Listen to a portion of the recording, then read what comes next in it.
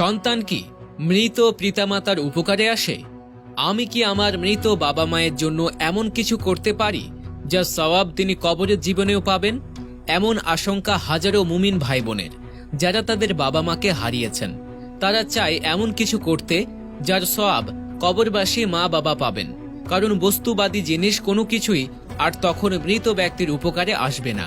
এ প্রসঙ্গে রাসূলুল্লাহ সাল্লাল্লাহু আলাইহি সাল্লাম বলেছিলেন, 4টি উপায়ে মৃত বাবা মায়ের সওয়াবের খাতা বাড়ানো যায়। উপায়গুলোর মধ্যে প্রথমটি হলো তাদের জন্য ইস্তেগফার পড়া, 2 তাদের বলে যাওয়া ওয়াদা পূর্ণ করা, 3 তাদের বন্ধুদের সঙ্গে সুন্দর আচরণ করা এবং 4 তাদের আত্মীয়দের সঙ্গে সুন্দর সম্পর্ক বজায় রাখা। এছাড়াও এমন কিছু কাজ রয়েছে যার ফজিলত মৃত বাবা মা পাবেন। সেগুলো হলো 1 সদকা করা। এক ব্যক্তি রাসূলুল্লাহ দরবারে উপস্থিত হয়ে বললেন, আমার মা মৃত্যুবরণ করেছে, যদি আমি তার পক্ষে দান করি তাহলে কি এতে ওনার কোনো উপকার হবে? উত্তরে রাসূল সাল্লাল্লাহু আলাইহি সাল্লাম বলেন, হ্যাঁ। এরপর লোকটি বলল, আপনাকে সাক্ষী রেখে আমি একটি ফসলের ক্ষেত তার পক্ষ থেকে সদকা করে দিলাম।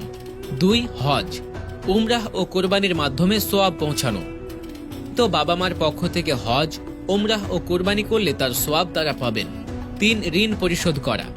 বাবা মায়ের মৃত্যুর পর তাদের ঋণ সন্তানরা চাইলেই পরিশোধ করে তাদের দায় থেকে মুক্ত করতে পারেন। জাবের রাদিয়াল্লাহু তাআলা আনহু রাসূল সাল্লাল্লাহু আলাইহি সাল্লামের নির্দেশে তার পিতা আব্দুল্লাহ বিন হারামের ঋণ পরিশোধ করেছিলেন। 4 বাবা মায়ের ভালো কাজ জারি রাখা, খারাপ কাজ বন্ধ করা। রাসূলুল্লাহ বলেছিলেন, কোনো ব্যক্তি ইসলামে ভালো কাজ শুরু করে মারা গেলেও সে এ কাজ সম্পাদনকারীর অনুরূপ সওয়াব পাবে। সেই সাথে যারা করছে তাদের সওয়াব থেকেও কোনো কমতি হবে না। অন্যদিকে যারা ব্যক্তির কোনো গুনাহের কাজ চালু করে গেলে তার সন্তানের যত তাড়াতাড়ি সম্ভব বন্ধ করা উচিত, নতুবা যারা অন্যায় করবে তাদের সমান গুনাহ লিখা হবে। মৃত ব্যক্তির হিসেবেও রাসূল সাল্লাল্লাহু আলাইহি সাল্লাম এ ব্যাপারে গুরুত্ব আরোপ করেছেন। 5 ছুটে যাওয়া নামাজের ফিতিরা আদায় করা। বাবা মায়ের ছুটে যাওয়া নামাজ রোজার জন্য প্রতি ওয়াক্ত নামাজের পরিবর্তে এবং প্রতি রোজার পরিবর্তে 1 মুদ অর্থাৎ বর্তমান হিসেবে 1.25 কেজি পরিমাণ গম সদকা করা। 6 নফল নামাজ আদায় করা। এক ব্যক্তি রাসূল সাল্লাল্লাহু আলাইহি সাল্লামকে জিজ্ঞেস করেন, জীবদ্দশায় আমি আমার বাবা মার আনুগত্য করি, তাদের মৃত্যুর পর আমি তাদের আনুগত্য কিভাবে করব? উত্তরে তিনি বলেন, মৃত্যুর পর তাদের আনুগত্য হলো তুমি নামাজ পড়ার সময় তাদের জন্য নামাজ পড়বে এবং তুমি রোজা রাখার সময় তাদের জন্যও রোজা রাখবে। এর পাশাপাশি বাবা মায়ের মাগফিরাতের জন্য আমাদের দোয়া করা উচিত। স্বয়ং রব্বুল আলামিন তার বান্দাদের দোয়া শিখিয়ে দিয়েছেন।